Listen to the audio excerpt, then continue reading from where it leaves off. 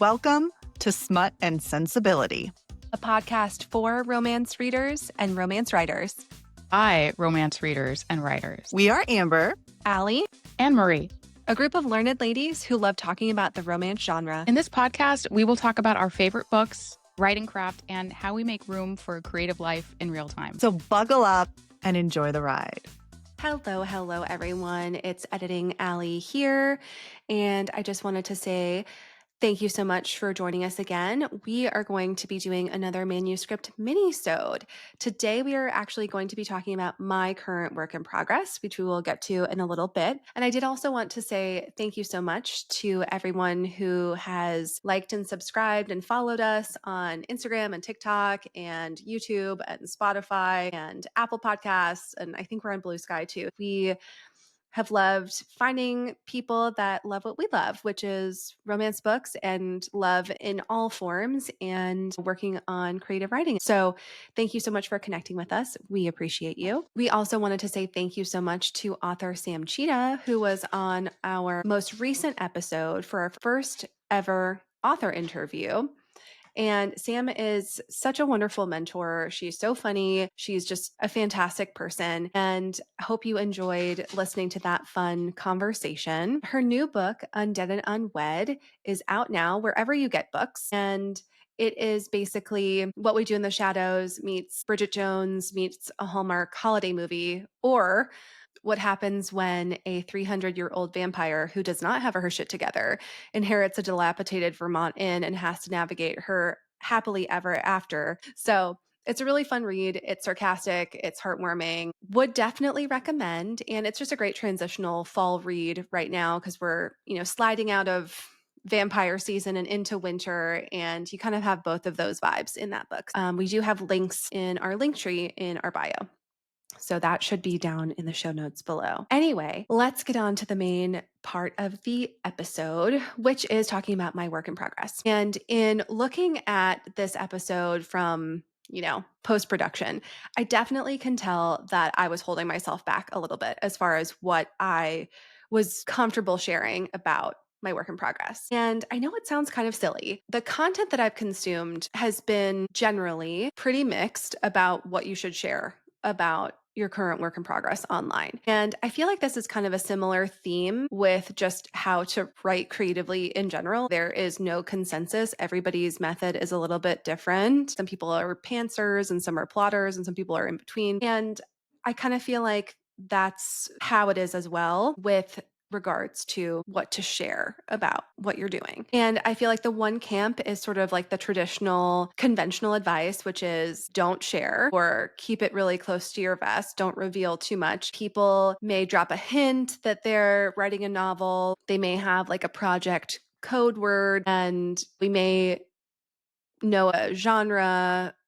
We might know of a central trope, but there's really not a lot of details typically about those works in progress. And I feel like that's been the general conventional advice. And then you also have the other side, which is like the book marketing side. And a lot of people that have been successful either in getting an agent and book deal from having a, significant platform online, or they built a significant platform to promote the work that they had already created. But the general wisdom over there is start early, start often, bring people on a journey, foster that connection. And if I'm being honest, the content that I like to consume is the latter, meaning I love vlogs. That's what I'm watching on YouTube all the time. Like, take me on your journey. Yeah, girl, like drive me through the drive-through at Starbucks. Like, I would absolutely love to go with you to Trader Joe's and see what the new holiday items are. 100%.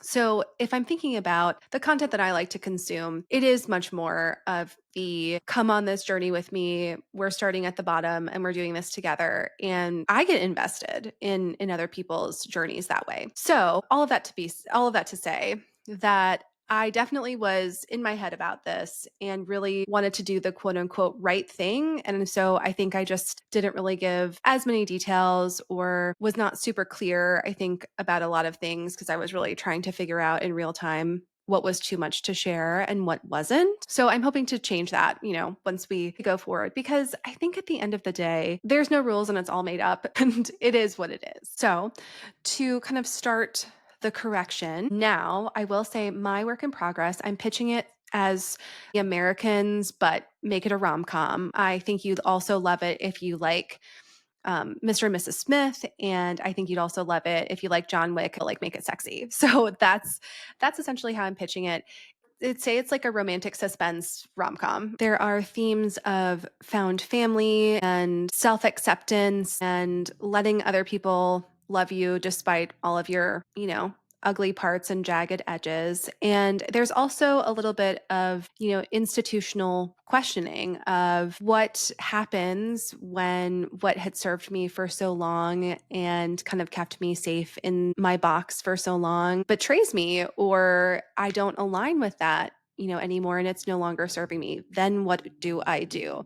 So those are my thoughts. And that's a little bit more detail about my work in progress. And thank you so much for listening to my monologue. And I'm going to let Amber take it away and we'll get into the episode. All right, on to our Manuscript Minute. This is where we're going to take a few minutes each episode for us to talk about our works in progress, how the previous week went. However, since this is the first few episodes and you're all getting to know us, we're going to do a little longer Manuscript Minute and only focus on one of us. And today's episode, we get to focus on Allie and her work in progress. And I'm just so excited. So Allie, give us your elevator pitch. We want it. Give it to us now.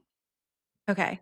This More. elevator pitch is still very much a work in progress, as this book is, because we've pantsed it a bit. But it's two spies in an arranged marriage stationed in Vienna find themselves in danger when their intelligence front, a fast casual wiener restaurant, goes viral and jeopardizes their operation to identify a Russian asset who wants them dead. Ooh. Dang. Intrigue. Of course they want them dead. I mean, Evildoers. I don't suppose they would want them alive. I don't think it would be... Wouldn't be the probably story. be high stakes enough. Just imagining Russian agents like tracking them down and finding them and being like, "You're doing good work," and then just like leaving. Keep it up. Every time you say fast, casual wiener restaurant, it just like tickles something. I love it. Is the wiener fast? Is the wiener casual? I want to go there. I want the It's both. restaurant swag. I want all the things. Yeah. It's not loose though. So speaking of fast casual wieners, how did you come up with the idea for this book? What wiener spoke to you in the night and bestowed this vision upon you?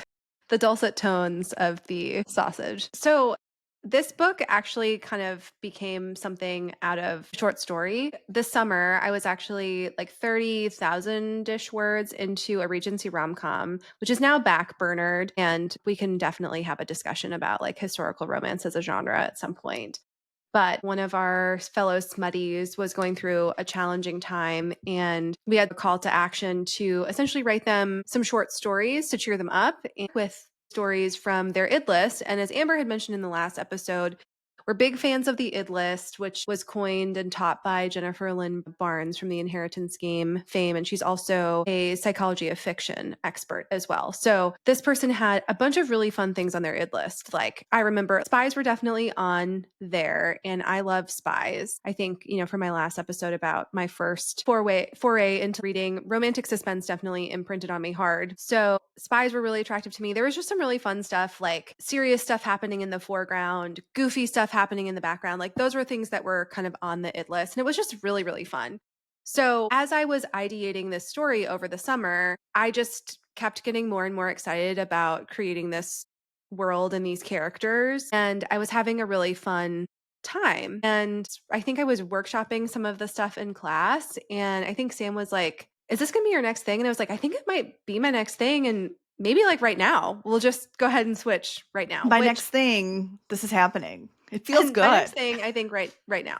Right now. And I think it probably wouldn't have been if I was working on maybe a contemporary romance or something else as my work in progress, like when I just decided to write this story. But with the decline, I would say, in popularity of historical romance, which is one of my favorite genres personally, so it's kind of a big bummer. But I think it's a hard sell, and I would like to finish a manuscript, and I only have a finite amount of time that I can spend on a project, and I would hate to spend another 6-8 months drafting that and then having to edit it and then submitting it to agents and nobody can sell it.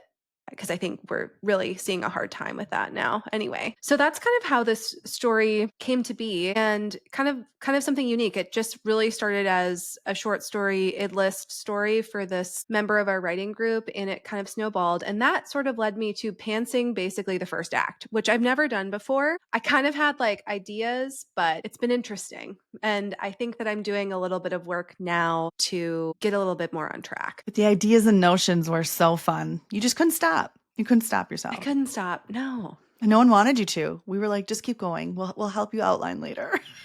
We were probably enablers because you were just so excited. I have to say, you were still excited about Regency, but I think, like you said, there was this undertone of like you knew it's not having a great moment in trad publishing right now.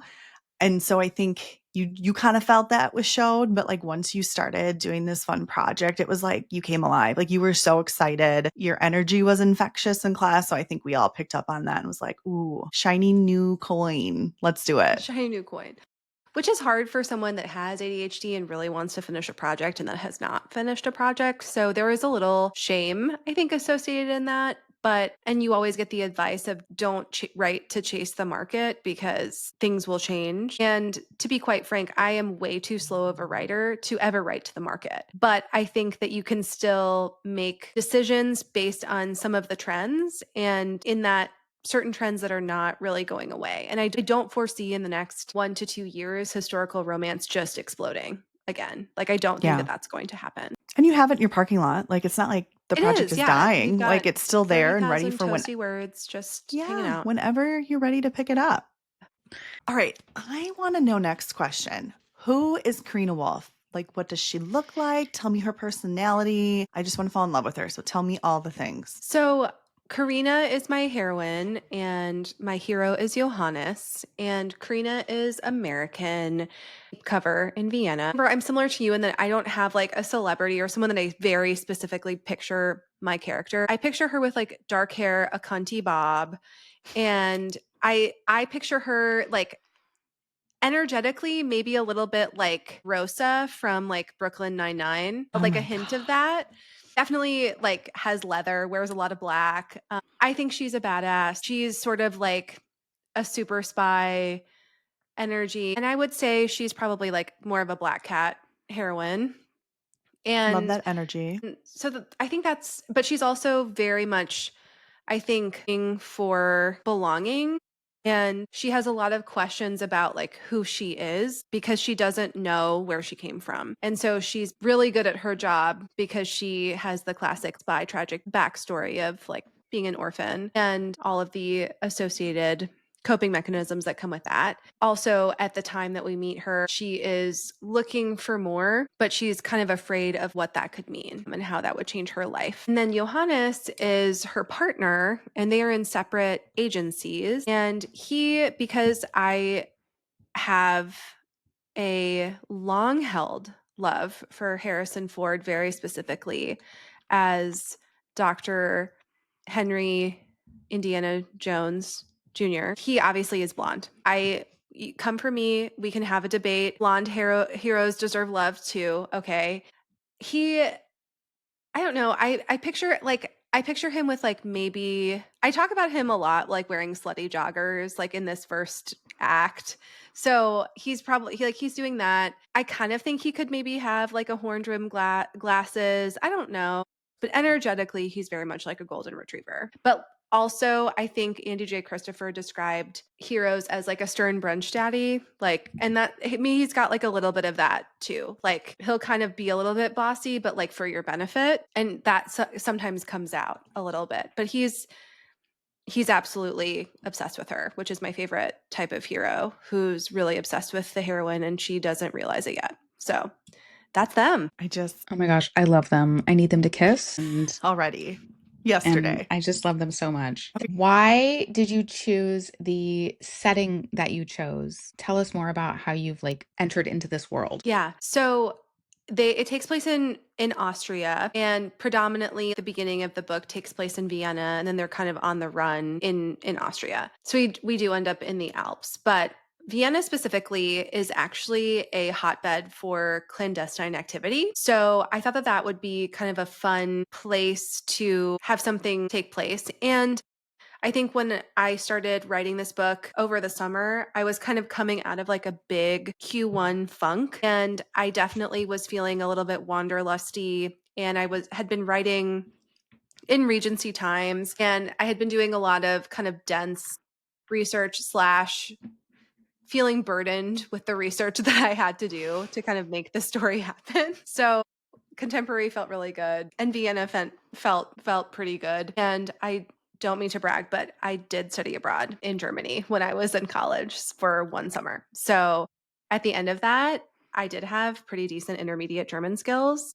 So I feel like I could brush a little Casual bit of drop. them. I know I am the girl that probably talked about how that's so crazy. Water's so expensive here. Wine's cheaper in Europe. Mit Gas Oh, oder ohne Gas? Ohne Gas, bitte. Oh Bitte. my Okay, yeah. goodness, you guys. Are Still, you talking stilles dirty to Wasser.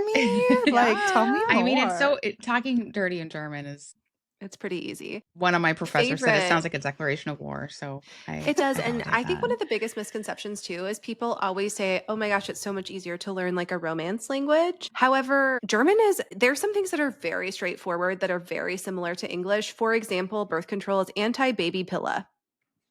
Okay. Exactly what So it says on Baby the 10. that's Pilla. exactly what it sounds like. Yeah. You're welcome. So, Thank you. um, German word of yeah, the so I thought that day. was kind of fun. And so there is some German in the book. And yeah, so that's how we ended up in Vienna. I love this. God, I want to end up in Vienna. I mean, Me who too. doesn't? Vienna waits for you. I'm secretly hoping for maybe being able to swing like a research trip next year, I love that. maybe, Uh, and just be like, That's oh, I gotta just make sure that this is accurate. Yeah. this This is is for research for the science. book. This Me is eating my Technically. for 5th pastry of the hour. This is for research. This is for exactly. For research. real. Okay, what about the central conflict and struggles? How are you feeling that is developing? Tell us more. I think okay. I will say that I'm at a little bit of a you should never say I think fine. I know just the way you said it was like just so relatable. You're like, it's good, I think. So I didn't mean to laugh and interrupt you, but it was just like so relatable and like it's going good. Maybe. Well, I'm still kind of trying to figure a little bit of it out. And that's because I pantsed the whole beginning, which what a thrill, what a rush. It was really fun, but I also feel like I need a little bit more structure. So I plotted out act 3 and act 4 maybe like 2 months ago. So I kind of know where I'm going, but I think that I need to figure some things out about my characters a little bit more to make sure that I'm creating an emotionally satisfying love story for act 2. And it's like a romance action book. So there's a lot of plot going on. And I'm trying to make sure that plot lines up with romance arc as far as like activating and increasing tension. I will say that yeah, I think it's going okay, but I have a little bit more backstory work to do with just behind Karina's psychology. So I'm going to work on that. I've been listening to Story Genius again, which I think we're going to talk about that soon as one of our craft books, but I think I'm going to do a backstory sketch. So to kind of help clarify maybe some behaviors, but I think it's going okay. I mean, as someone who listens to your story each week when you have new stuff, it's going well, I think. Yeah. It's moving along, it feels good, and even though you have some areas you want to like delve into yet, like it's just only going to enhance it and then make some areas more clarity for you moving forwards. I Yeah. think the self-doubt and the imposter syndrome is something I think most people, especially women, deal with. So like I'm just here to tell you that you're doing a great job and it's Oh, awesome. So even though thank you you. started This is why you guys need pantsing, a writing group. Like this is right why you here. need a writing group right This is here. why you Yeah. need a writing group. Join Squad. ours. Pep squad cheerleaders. Yeah. But it was definitely more than just all pantsing. Like you've got good bones to go from. I'm trying to. I think I had a little bit of like scaffolding along the way, but I would say the first 9 chapters were just fucking vibes. Like that was it. But then when we got to chapter like 10, 11, 12, which are sort of the last 3 in act 1, I was like, ugh, I got to think about this a little bit more. So That's what I'm doing. One of the things that kind of is keeping me really entertained is trying to stick to like 1,200 to 1,500 words max per chapter. So that's kind of like a fun game to keep that sort of thriller-y pacing. I'm obviously going to have a longer chapter than a true thriller because I have basically, you know, romance arc, and then I also have like actual story plot arc. So I have more that I have to put in there. But that's been a good challenge. And I feel like I'm not dwelling on chapters as much. So I feel like that's been going well. Yeah, I think that's a smart instinct to have those shorter, really clipping along chapters. I think one of the benefits of being in a writing group like this is that you can sort of pant that stuff, and then if you're open to it, like workshop it in community and be like, okay, I know that my character is in this situation and she has this reaction to it, but I don't know where I'm going with that. There's always a chance to sort of back it up 10 steps and be like, why would she have that reaction to it? Why it's essential sort of outside of the scope of the story to be able to say, like, when the ducks show up at McDonald's, I need her to scream. Like, that is a plot detail or whatever. But like, why would that? And take 10 steps back and be like, "Oh, because this has happened and this is how it's connected." Like, and I think writers tend to be very isolated, solitary. There's also kind of this myth of the tortured, solitary genius. Oh my gosh, But yes. The I tortured think it can be writer, so yes. fun to like go with that if you love that for you. But that's a really nice thing about community is that you can bring that to people and they can just throw out a ton of ideas and maybe some of them aren't right, but it gets you thinking and it's sort of just like throwing a ping pong ball into like the mouse traps, and you just sort of like ping ponging off Yeah. each other. So that's good. So And it as a sounds like you're person, feeling like good about where you're going and how things have been developing. I think so. I wish I could have spent a little bit more time the last couple of weeks on it, but I do have this goal of wanting to get the first draft done by the end of January, at the latest, the end of February, because I would really like to have like a solid revision done by the fall. That's what I'm hoping. It's crazy to think that far out, but I totally agree with you about community stuff. As a person that did start their writing experience very much alone, I think there was a lot more self-doubt in, is Hmm. this good? Am I wasting my time going in like a plot circle direction that's never going to go anywhere?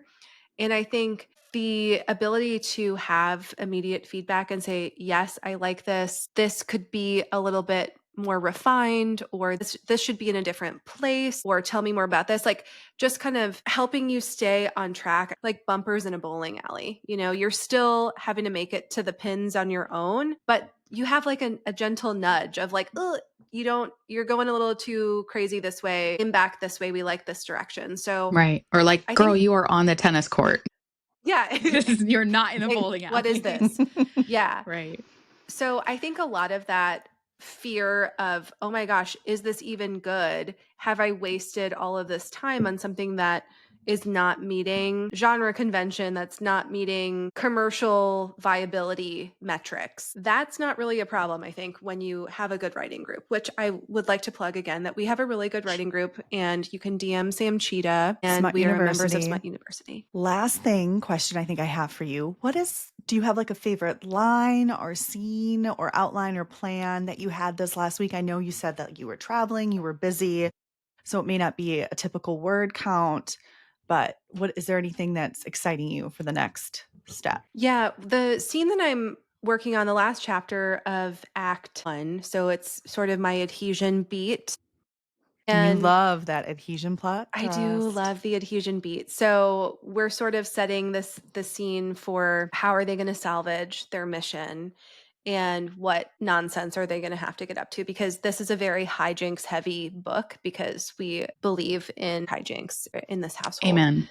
Amen. Yeah, I think what I'm really liking right now is I think there's a lot of like sexual tension in this, like the last two chapters, and there's some physical stuff going on with like the temperature in the room. There's some stuff that I'm doing that I'm hoping is keeping the tension really high and making them really horny. And like that's always really fun to do. But like also they're miserable at the same time because there hasn't been satisfaction yet. So, Miserable and yeah. Horny by Allie, coming to you soon. Or not coming to you soon. Definitely not yet. They're Not not yet. coming Yeah. yet. Wait for it. Wait for it. It's worth the wait. It always is. It Well, always thanks, is. friends. Hell yeah. Always. Thank you so much for listening, everyone. That wraps up this installment of our Manuscript Minisode. And in a couple of weeks, we are going to be chatting with Marie about her current work in progress. I think we're going to keep this current format with separating the manuscript chat from the main episode. I think simply because we can really talk. And I think a manuscript update within like a craft book episode would probably be way too long. And I think if we separate these minisodes, we have a little bit of an opportunity to kind of play with format a little bit. And we have a couple of ideas that we're excited to try. So you can expect a manuscript minisode probably in between the main pod episodes as well. So you can kind of come along with us on this journey as a little bonus. So again, thank you so much for joining us. And you can follow us at Apple Podcast and Spotify. We are Smut and Sensibility. On YouTube, we are at Smut and Sensibility Pod. We are also at Smut and Sensibility Pod on TikTok and Instagram as well. And we do have our link tree with all of our links and Book Nook recommendations with our bookshop.org affiliate storefront, all in the link tree in the bio below. So thanks again for joining us. And I hope that you have a great rest of your day. Stay smutty and go forth in pursuit of your happily ever after. Bye.